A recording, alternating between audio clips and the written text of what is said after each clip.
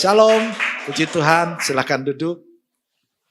Damai sejahtera Tuhan melimpah bagi saudara semua. Saya berdoa saudara semua dalam keadaan sehat, diberkati Tuhan berlimpah-limpah. Terima kasih buat Bu Yayang, kesempatan buat saya membagikan firman Tuhan di tempat ini. Ya, di ibadah ketiga ini saya membawa tema adalah terang dunia. Oke, kita lihat firman Tuhan Matius 5 ayat 14. Kita baca sama-sama 1, 2, 3. Kamu ada terang dunia, kota yang terletak di atas gunung tidak mungkin tersembunyi. Katakan amin. Saudara, kalau di dalam perjanjian lama, kita ada satu ayat berkata, bangkitlah menjadi teranglah. Maka kita seringkali berkata pada orang-orang Kristen, ayo bangkitlah, ayolah jadi terang. Tapi sebenarnya itu perjanjian lama memang kita disuruh bangkit menjadi terang. Tapi di perjanjian baru, Yesus katakan bahwa kita adalah terang. Katakan amin. Jadi di sana dikatakan kamu adalah terang dunia. Tidak dikatakan kamu jadilah terang, tapi kamu adalah terang dunia. Karena apa? Karena Yesus ada terang dunia dan kita tinggal di dalam Yesus, maka terangnya harus bersinar lewat kehidupan kita. Jadi pertanyaannya bukan ayo kita menjadi terang, tapi pertanyaannya apakah terang kita berfungsi atau tidak? Sama seperti lampu ini, hari ini saudara bisa lihat, ini kita terang semua. Saudara bisa lihat satu sama lain. Tapi kalau lampunya itu semua dimatikan, maka ini terjadi kegelapan. Tapi lampu ini fungsinya adalah menerangi. Karena lampunya berfungsi, maka jadi terang. Tapi kalau lampunya tidak berfungsi, itu artinya lampunya mati. Nah, orang Kristen harus punya fungsi adalah menjadi terang. Katakan amin. Jadi fungsi kita ada terang, karena memang kita sudah jadi terang. Nah, ini akan saya bahas hari ini. Dua hal saja. Apa buktinya bahwa kita menjadi terang dunia? Buktinya apa sih kalau kita menjadi terang dunia itu? Yang pertama kita lihat kita menjadi terang dunia kalau kita mempengaruhi. Katakan amin. Kita menjadi terang dunia, terang kita berfungsi kalau kita mempengaruhi. Kita lihat ayat selanjutnya yang tadi Matius 5 ayat 15. Tadi kita baca ayat 14-nya, kamu terang dunia. Ini ayat selanjutnya. Kita baca sama-sama, 1, 2, 3. Lagi pula orang tidak menyalakan pelita lalu meletakkannya di bawah gantang, melainkan di atas kaki dian sehingga menerangi semua orang di dalam rumah itu. Katakan amin. Jadi Yesus sedang mengajarkan bahwa kita semua terang dunia dan sebagaimana lampu atau terang itu tidak disembunyikan. Jadi di situ dikatakan pelita, yaitu lampu pada zaman itu akan ditaruh di tempat lampu, bukannya ditaruh di bawah gantang, bukan disembunyikan. Jadi kalau saudara lihat lampu pasti taruhnya itu di tempat supaya menerangi, tidak mungkin di tempat tersembunyi. Kenapa? Tujuannya ada menerangi semua orang di dalam rumah itu. Artinya dengan keberadaan terang akan mempengaruhi ruangan itu yang tadinya gelap menjadi terang. Maka terang itu adalah mempengaruhi. Kita bisa bilang bahwa saya sudah berfungsi jadi terang dunia, kalau hidup saya mempengaruhi, bukan dipengaruhi. Sadar tidak sadar dunia ini sedang saling mempengaruhi satu sama lain. Dunia mencoba menarik manusia supaya mengikuti cara dunia supaya kita terjauh daripada Tuhan. Tapi Tuhan mau kita punya gaya kehidupan, kehidupan kerajaan Allah, kehidupan anak-anak Tuhan. Dan kita setiap hari akan dipengaruhi. Kita bisa melihat orang-orang yang tidak baik, cara-cara dunia yang tidak baik, sistem yang tidak baik dan sebagainya. Tapi kita, kalau kita terang dunia, kitalah yang mempengaruhi, bukan dipengaruhi. Katakan amin. Dan di dalam Yohanes 1 ayat 5, baca sama-sama 1, 2, 3. Terang itu bercahaya di dalam kegelapan, dan kegelapan itu tidak menguasainya. Artinya terang selalu menang.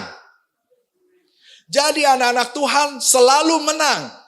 Selalu mempengaruhi, bukan dipengaruhi. Karena kita dijadikan terang. Dan satu ayat lagi, saudara perhatikan Roma 5 ayat 17. Baca sama-sama 1, 2, 3. Sebab jika oleh kesalahan satu orang, maut berkuasa melalui satu orang itu.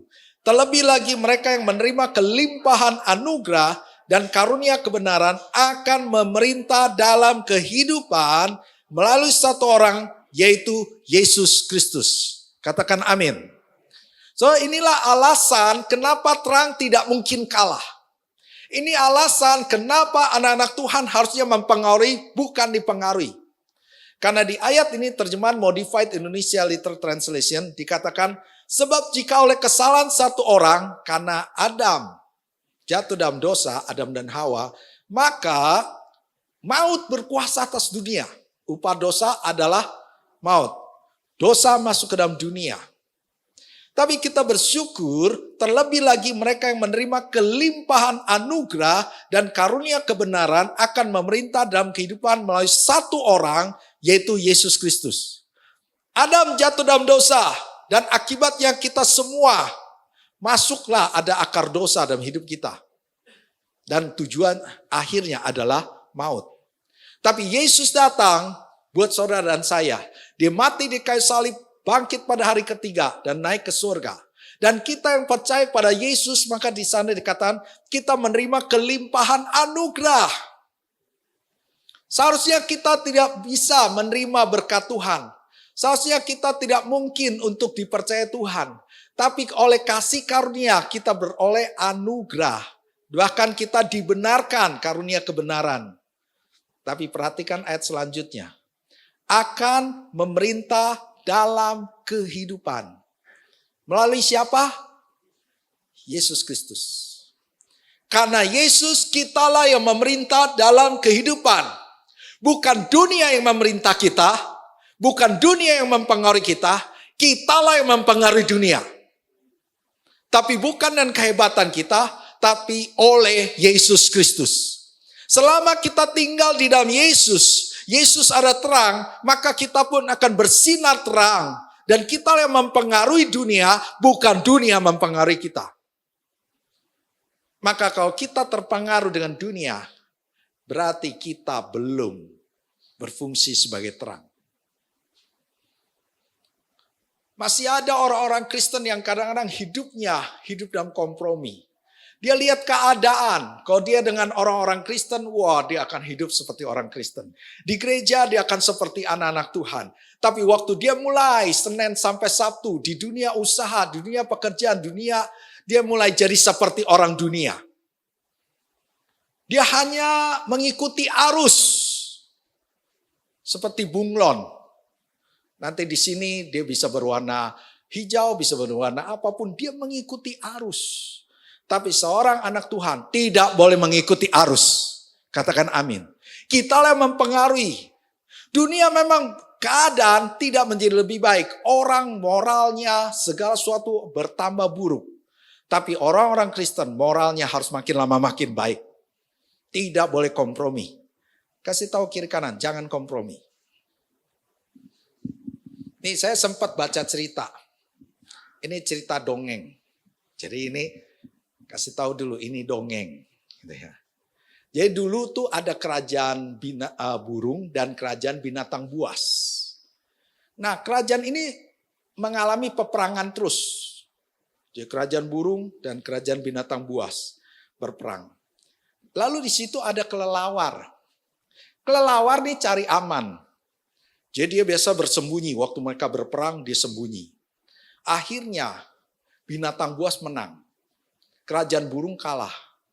Lalu kelelawar mulai tinggal di kerajaan binatang buas. Terus binatang buas melihat gini, kamu kan burung. Kok bisa-bisanya kamu tinggal di sini? Oh enggak, saya binatang buas. Lihat aja saya punya taring. Di mana-mana binatang buas punya taring. Saya punya taring. Saya binatang buas. Oh iya. Oke, tinggal sama saya.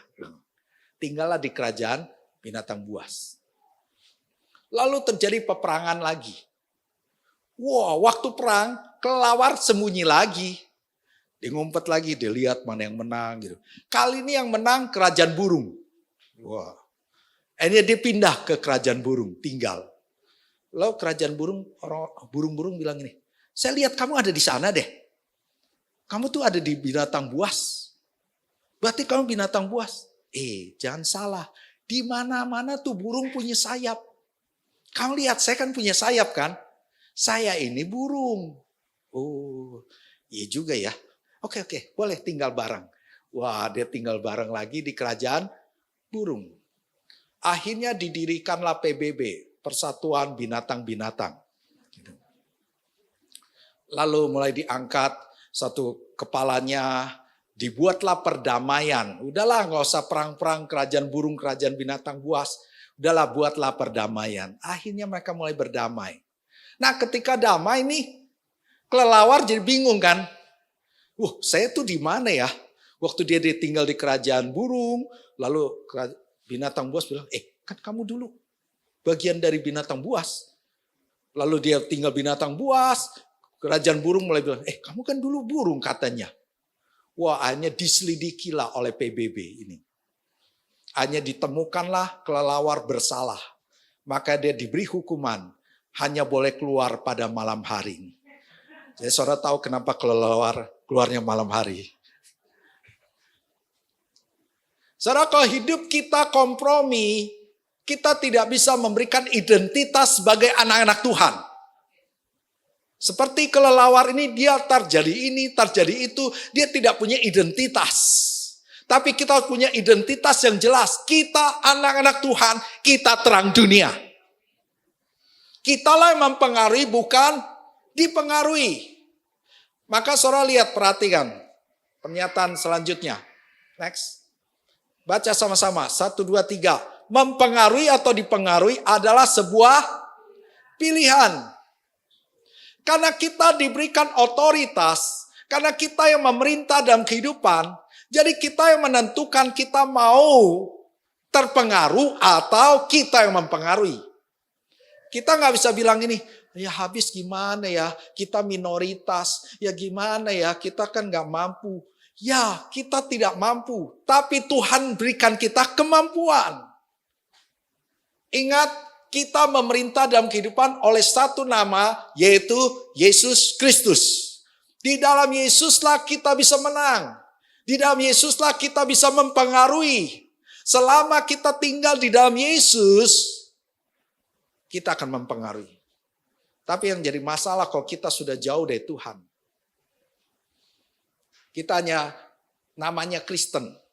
Ke gereja pun hanya memang kalau hari Minggu kan kita harus ke gereja kan. Kita hanya formalitas saja. Dengar khotbah, lama amat nih khotbahnya. Udah pengen pulang nih, pengen melakukan ini, pengen dulu. Jangan heran kita mudah dipengaruhi. Tapi biarlah kita sungguh-sungguh menempel di dalam Tuhan. Karena sesungguhnya sumber terang itu ya Yesus. Selama kita tinggal di dalam Yesus, terang itu bersinar lewat hidup kita. Maka kita yang mempengaruhi, bukan dipengaruhi. Jangan mau dipengaruhi dunia. Saya tadi pagi di ibadah pertama saya sempat bahas tentang kepahitan. Dan saya kasih satu ilustrasi tentang di mana ada seorang hakim. Dia ditugaskan di satu daerah. Lalu ketika sampai di sana ada seorang pengacara yang menghina dia, yang mengejek dia, yang mengata-ngatai dia. Pokoknya dia nggak nyaman. Tapi dia tenang saja. Dikatain tenang, diejek tenang, diapain pokok tenang saja. Dan ketika selesai semua tugasnya, teman-temannya bilang gini, saya heran deh sama kamu. Kamu diejek, dihina, dijelek-jelekin, tenang aja. Harusnya kamu bisa balas tuh orang. Harus kasih pelajaran tuh orang. Kurang ajar dia ngomongnya begini-begini dan sebagainya. Si hakimnya cuma tenang aja, terus dia bilang gini. Kamu tahu di kampung saya, ada seorang ibu punya seekor anjing. Dan anjing ini akan menggonggong setiap kali ada bulan bersinar. Titik. Sudah ceritanya sampai di situ. Bikin teman-temannya tambah bingung. Apa hubungannya? Kan saya lagi bilang, tuh pengacara ngejek kamu, menghina kamu, menjelek-jelekkan kamu. Kamu diem aja. Sekarang kamu cerita ada anjing gonggong, bulan bersinar. Apa hubungannya? Dan dia bilang gini, itu anjing mau gonggong bagaimanapun juga tidak akan memudarkan sinarnya bulan. Jadi bulan itu bersinar tidak tergantung dengan gonggongan anjing. Biarkan anjing terus menggonggong, dia akan tetap bersinar. Anak-anak Tuhan, harusnya kita tetap bersinar. Katakan amin. Jangan kita terpengaruh, habis saya diejek, saya dihina, saya dilukai, saya balas. Kok Anda dengan cara-cara dunia, berarti Anda pun terpengaruh. Tapi kitalah yang mempengaruhi. Biarkan yang lain, tanda kutip menggonggong, tapi kita tetap bersinar. Karena kita adalah terang dunia. Yang kedua, bukti kita bersinar, kita menjadi terang. Kita menjadi terang ketika hidup kita memuliakan Tuhan. Dari yang pertama, kita menjadi terang kalau kita mempengaruhi. Tapi yang kedua, ketika kita memuliakan Tuhan. Mari kita lihat ayatnya. Masih terusan daripada Matius 5. Tadi Matius 5 ayat 14 dikatakan kamu ada terang dunia. Ayat ke-15 dikatakan bahwa kita harus mempengaruhi. Jadi terang itu tidak disembunyikan. Ayat ke-16 baca sama-sama. 1, 2, 3. Demikianlah hendaknya terangmu bercahaya di depan orang. Supaya mereka melihat perbuatanmu yang baik dan memuliakan Bapamu yang di surga. Perhatikan, ada mereka melihat.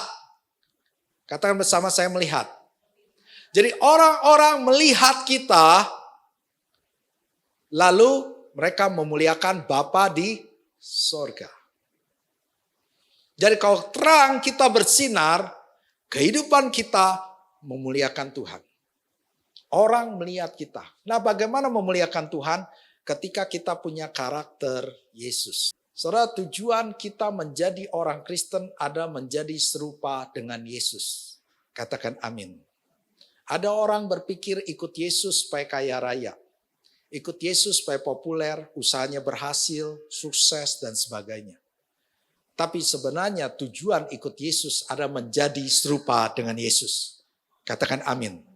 Karena kita diciptakan manusia pada awalnya serupa dan gambar Allah. Karena dosa maka manusia kehilangan kemuliaan Tuhan.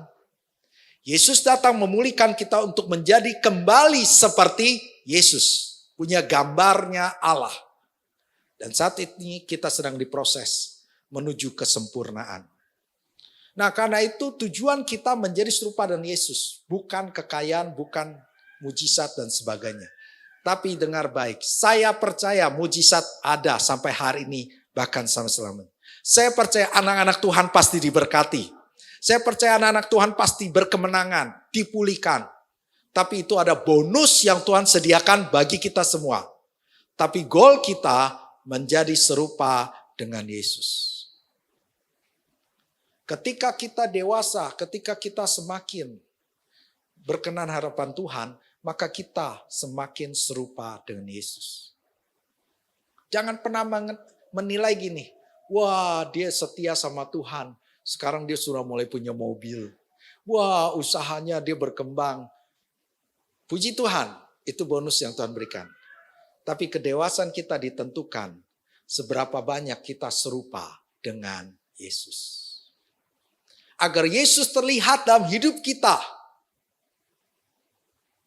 Karakter kita, perkataan kita, perilaku kita harus serupa dengan Yesus.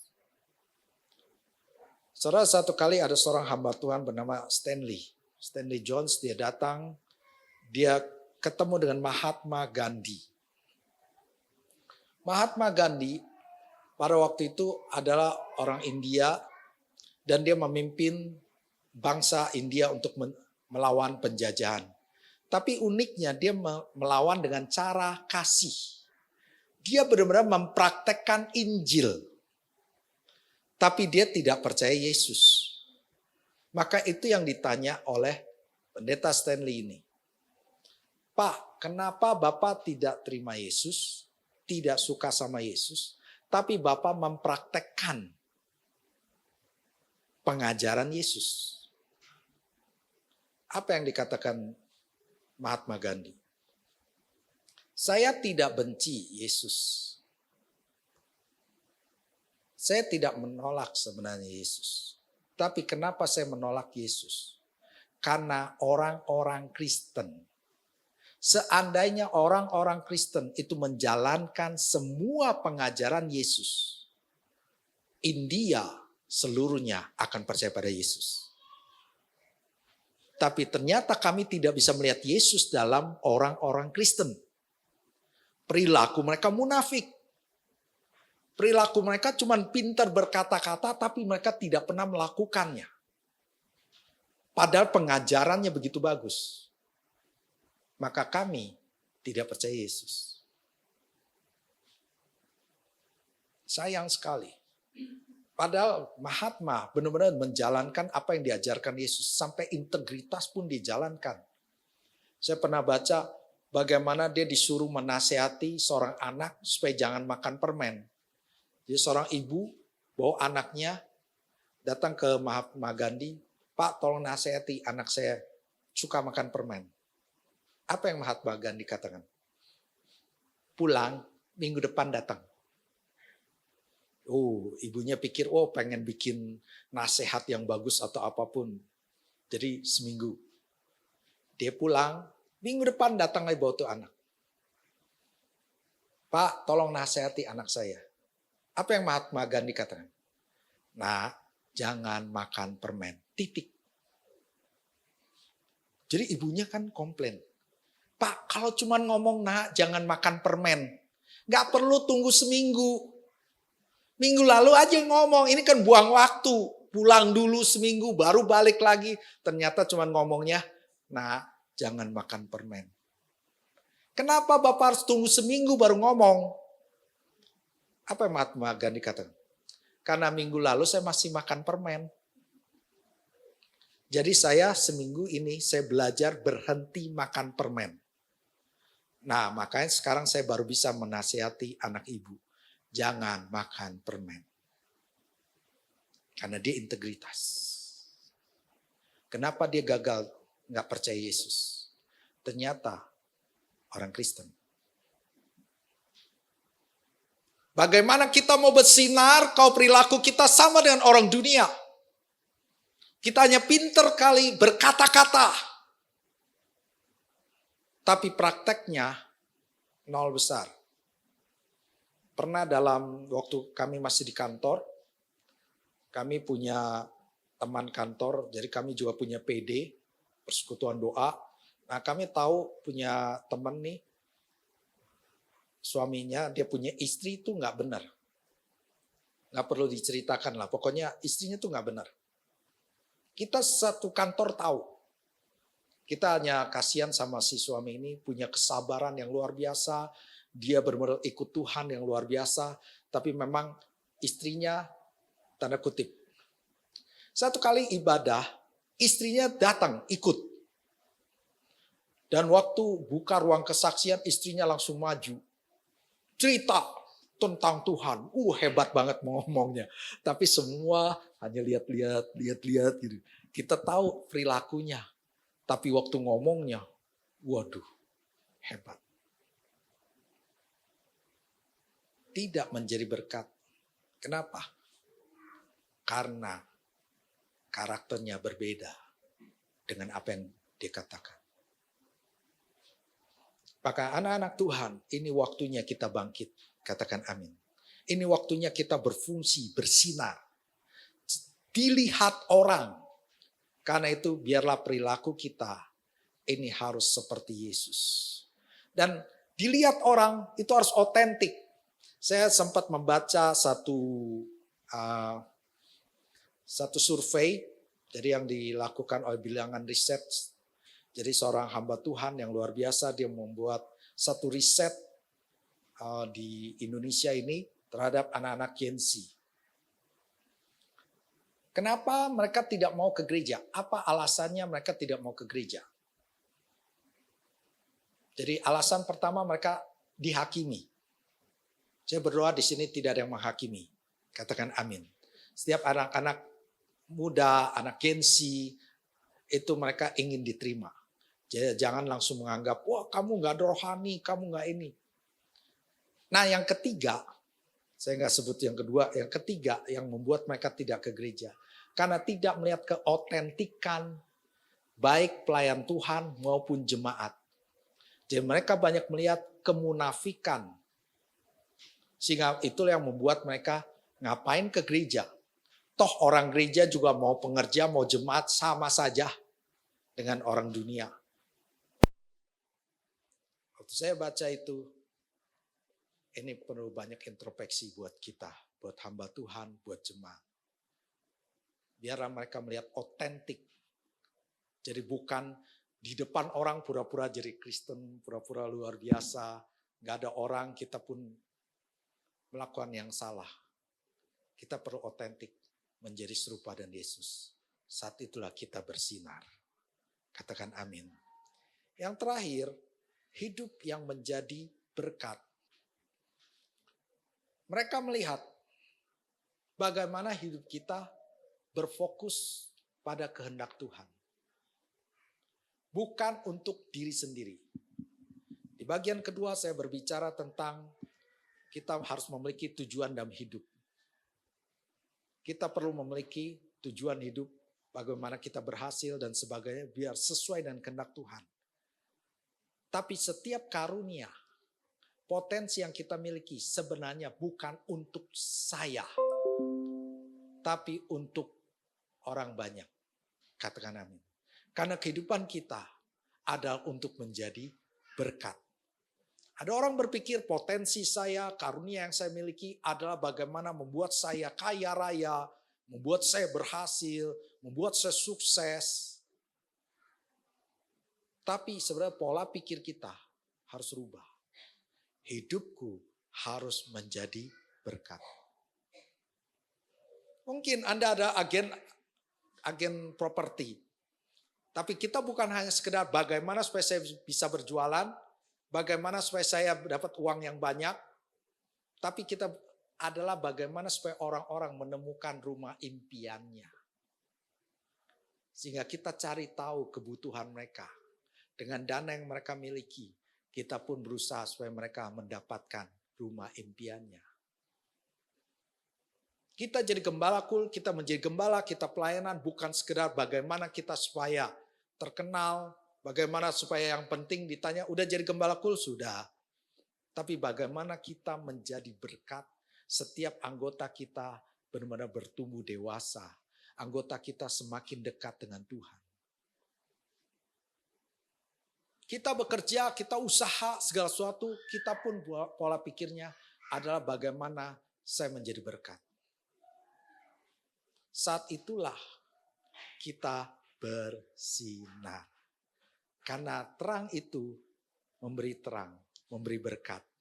Bayangkan kau jika tidak ada terang, kita semua akan penuh penderitaan, gelap gulita.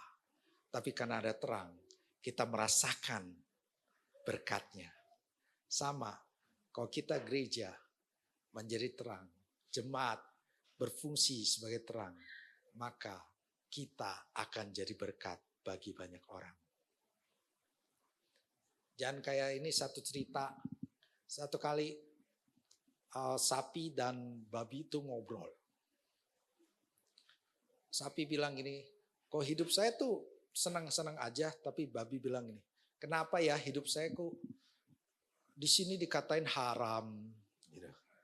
Lalu kayaknya jelek gitu selalu gitu. Kok nggak kayak kamu sapi kayaknya aman dan sebagainya.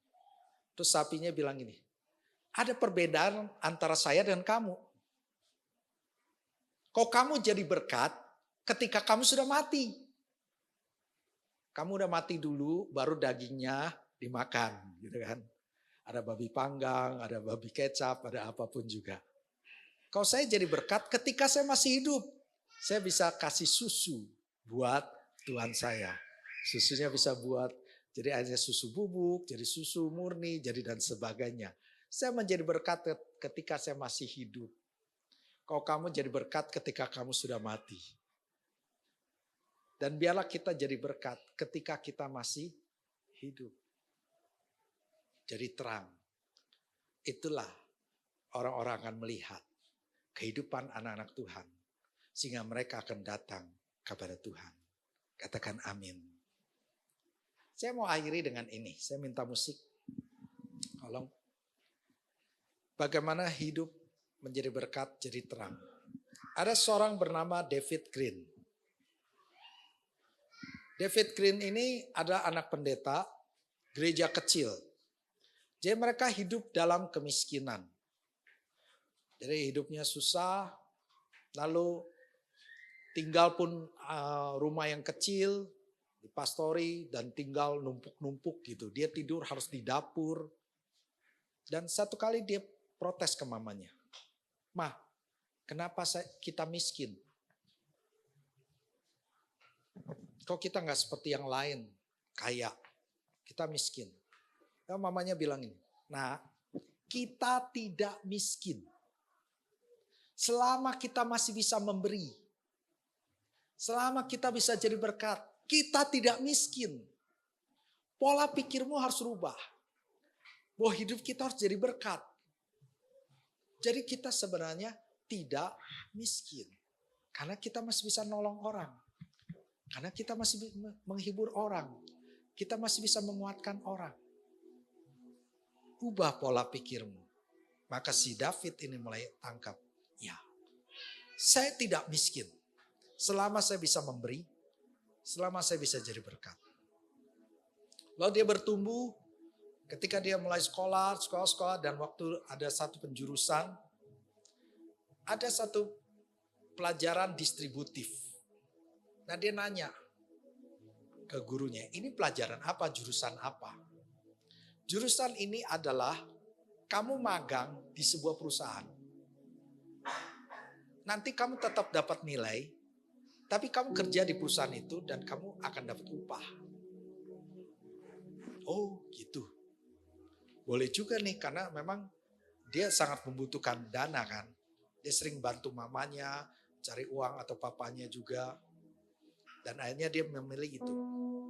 Dan dia masuk ke satu perusahaan, pemimpinnya bernama Tyler. Di hari pertama dia tanya, "Apa yang tugas saya?" "Kau naik ke lantai 2, kamu nyapu dan ngepel." Dia mulai mikir, kan pelajaran distributif ya. Katanya kita magang, kita bisa dapat pembelajaran. Tapi kenapa saya disuruh nyapu? Kenapa saya disuruh ngepel? Tapi nggak apa-apa. Saya harus jadi berkat. Saya akan lakukan yang terbaik. Jadi dia mulai nyapu, dia ngepel. Dan hari-hari itu mulai berjalan, kadang-kadang hanya tukang bersih saja. Baru diajar beberapa hal tentang perdagangan dan sebagainya. Tapi kebanyakan dia hanya seperti office boy saja. Membantu membersihkan. Dan satu kali perusahaan ini adalah perusahaan kacang. Dan kacangnya hanya dipanggang. Dan dia diperintahkan oleh bosnya, "Kamu tolong panggang itu kacang-kacang." Lalu David mulai berpikir gini, ngapain susah-susah ya kacang dipanggang? Kan orang juga banyak jual kacang mentah. Lalu dia mulai tanya ke bosnya, "Pak, kenapa kita tidak seperti yang lain? Yang lain jualnya tuh kacang mentah. Bapak sendiri nyusahin diri jual kacang panggang. Kita harus manggang dulu, baru kita jual. Yang lain mentah-mentah udah bisa dijual." Lalu dibilang lagi, "Nak, ingat, segala sesuatu lihatlah pelangganmu. Jangan pernah berpikir dirimu. Kita hanya pengen memang jual yang mentah. Tapi ternyata banyak orang yang ingin beli kacang panggang. Jadi kita harus lihat kebutuhan pelanggan, bukan keinginan kita. Lakukanlah yang terbaik, karena orang-orang mau kacang panggang." Disitulah dua pelajaran ini yang ditangkap oleh David Green. Pertama, saya tidak miskin. Kok saya masih bisa memberi. Kok saya bisa jadi berkat. Yang kedua, kalau kita mau usaha, melakukan segala sesuatu. Pikirkan kebutuhan orang, bukan keinginan saya. Lalu dia mulai memanggang dan sampai satu titik dia mulai usaha sendiri di memegang 2 pelajaran ini. Saya tidak miskin selama saya bisa memberi dan ikuti kebutuhan pelanggan. Hanya dia buka satu perusahaan retail, Hobby Lobby namanya. Dan itu di Amerika sana. Dan dia ambil satu keputusan, semuanya harus berdasarkan firman Tuhan. Saya akan menjalankan usaha ini berdasarkan Tuhan. Dan hari Minggu semua harus libur. Karyawan harus ke gereja. Tidak boleh bekerja. Maka dia liburkan. Para saudara tahu kalau toko retail justru paling laku adalah hari Minggu. Tapi dia bilang kita utamakan Tuhan. Jadi benar-benar mengutamakan Tuhan. Dia berpikir tentang membagi, menjadi berkat, dan fokus kepada kebutuhan pelanggan. Saudara tahu, Hobby Lobby akhirnya berkembang. Bukan hanya satu toko. Di Amerika sekarang Hobby Lobby itu banyak. Anda bisa cek di website. David Green akhirnya menjadi orang kaya. Orang yang berhasil. Tapi karena dia jadi berkat. Pola pikirnya, saya tidak miskin. Saya harus jadi berkat bagi banyak orang. Saya harus memberi. Saya harus tetap memberi. Amin. Dan juga dia berfokus pada kebutuhan pelanggan. Itu yang membuat perusahaan dia berkembang besar. Dia bersinar terang. Karena dia tidak berfokus pada diri sendiri. Saya berdoa buat saudara semua. Biar jemaat GBI Ciseng, kita semua bersinar terang. Biarlah bersinar itu artinya kita yang mempengaruhi, bukan dipengaruhi. Dan bersinar itu ketika kita punya karakter Kristus. Dan juga kehidupan kita menjadi berkat. Itulah kita adalah terang dunia. Tuhan memberkati. Amin.